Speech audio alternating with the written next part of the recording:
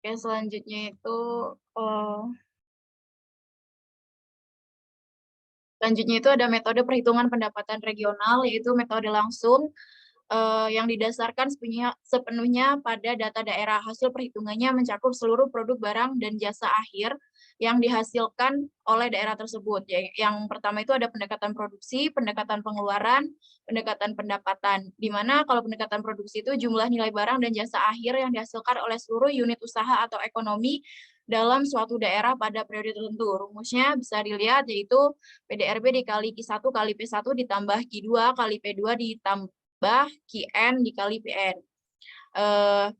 Dan selanjutnya itu untuk pendapatan pengeluaran, yaitu jumlah semua komponen permintaan akhir di suatu daerah atau wilayah dalam jangka waktu tertentu. Rumusnya adalah PDRB pengeluaran, yaitu PDRB sama dengan C plus I plus G plus X min M, atau sama dengan konsumsi, investasi, pengeluaran pemerintah, ekspor, dan impor.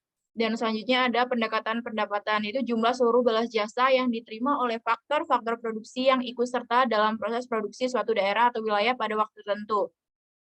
Di mana rumus pendapatannya adalah PDRB sama dengan W plus R plus I plus P, atau W ini untuk wage, untuk gaji, ini R itu rent itu untuk sewa, ini juga itu interest itu tingkat suku bunga, dan P ini adalah laba atau profit. Selanjutnya itu ada metode tidak langsung, yaitu metode tidak langsung diperlukan dalam perhitungan PDRB jika data tidak tersedia, belum lengkap.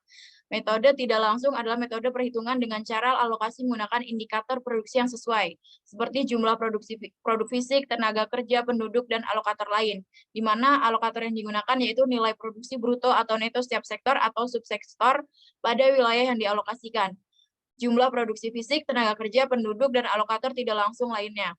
Dengan menggunakan salah satu atau kombinasi dari beberapa alokator, dapat diperhitungkan presentasi bagian masing-masing provinsi terhadap nilai tambah setiap sektor dan subsektor. Metode ini terkadang terpaksa digunakan karena adanya kegiatan usaha yang alokasinya ada di beberapa wilayah, sedangkan pencatatannya yang lengkap hanya dilakukan di kantor pusat. Misalnya, laba perusahaan tercatat pada masing-masing wilayah, melainkan hanya tercatat di kantor pusat. Contoh lain apabila proses produksi bersifat berantai dan masing-masing mata rantai berada pada wilayah yang berbeda. Dan untuk selanjutnya itu ada PDRB Kota Bandar Lampung. Di sini juga saya menghitungnya itu dari rata-rata tahun 2020, 2021 sampai 2022. Jadi rata-rata dari PDRB Kota Bandar Lampung laju pertumbuhan atas harga konstan itu paling besar pada tahun 2020 sampai 2022 adalah sektor perdagangan besar dan eceran, reparasi mobil dan sepeda motor, yaitu sebesar minus 10%, yang di mana di rata-ratanya itu dia mencapai 2,11% dalam setiap tahunnya. Dan sedangkan sektor yang pertumbuhannya paling rendah adalah sektor pertanian, kehutanan, perikanan sebesar minus 0,49% per tahun.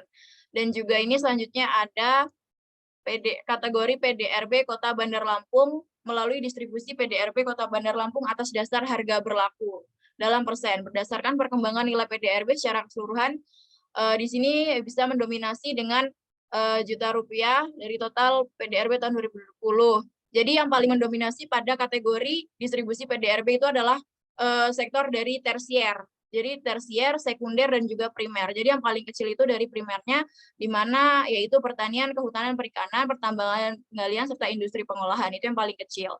Jadi ada terbagi distribusinya dalam tersier, sekunder, dan primer.